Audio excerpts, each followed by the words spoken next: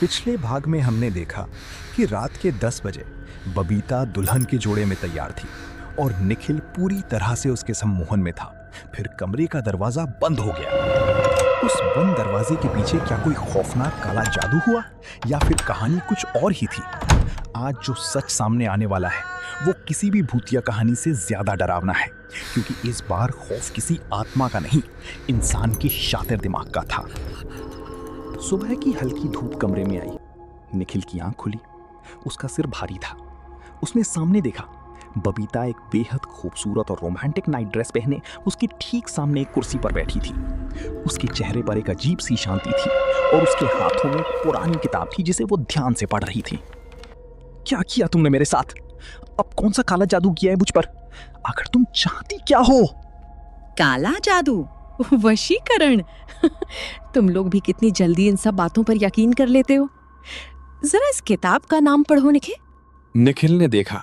उस किताब पर लिखा था dark psychology and human mind control. मैंने कॉलेज में साइकोलॉजी पढ़ी थी। ये कोई जादू या तंत्र मंत्र नहीं था। ये सिर्फ इंसानी दिमाग को कंट्रोल करने की ट्रिक्स थी। तुम्हारा डर, तुम्हारा अपराध बोध, मैंने बस तुम्हारी मानसिक कमजोरी का इस्तेमाल किया।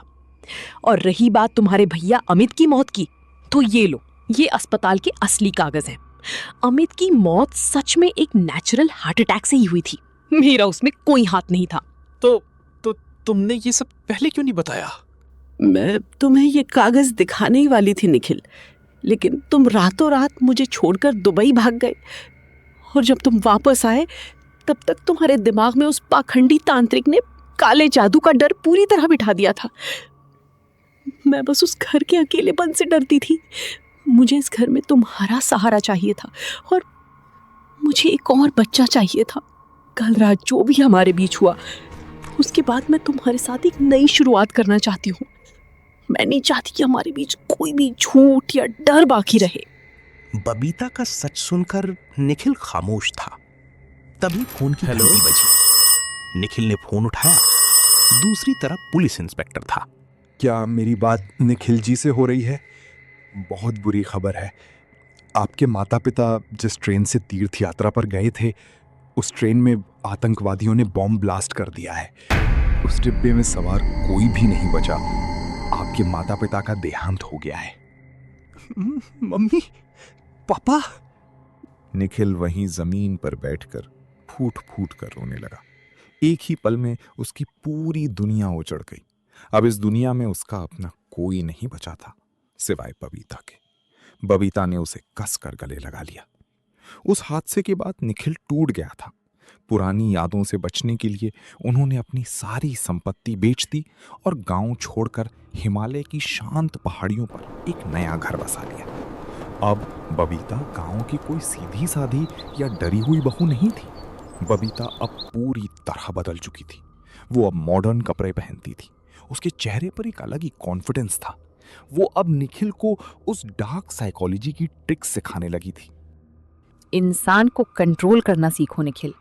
बिजनेस में क्लाइंट की साइकोलॉजी पढ़ो, वो खुद चलकर तुम्हारे पास आएंगे। बबीता की सिखाई ट्रिक्स से निखिल का बिजनेस तेजी से आगे बढ़ने लगा। अब निखिल हर रात अपनी मर्जी से बबीता के पास जाता था। वो हर तरह से बबीता को खुश रखता था। वो डरावना सफर अब एक प्यार और जुनून में बदल चुका था। बबीता को वो सब मिल गया था जो वो चाहती थी। एक नया जीवन, ढेर सारा पैसा और सबसे बड़ी खुशी, बबीता के पेट में अब निखिल का बच्चा था। उसकी प्रेगनेंसी का दूसरा महीना चल रहा था। उसने अपने साइकोलॉजिकल खेल से अपनी पूरी दुनिया अपने हिसाब से बदल दी थी। और उन पहाड़ियों के ऊपर बड़े बड़े अक्षरों में लिखा आता है, वशीकरण सिर्फ एक साइकोलॉजी है। तो दोस्तों, इस कहानी से हमें एक बहुत बड़ी सीख मिलती है। कभी भी किसी ढोंगी बाबा या तांत्रिक पर आंख बंद करके भरोसा मत करना। वो कोई जादू नहीं जानते, वो बस आपकी बॉडी लैंग्वेज पढ़ते हैं।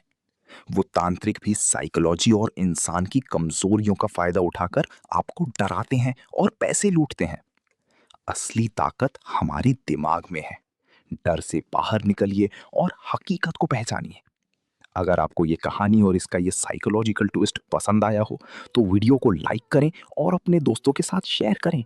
ऐसी ही और रहस्यमयी कहानियों के लिए हमारे चैनल सन्नाटो को अभी सब्सक्राइब करें।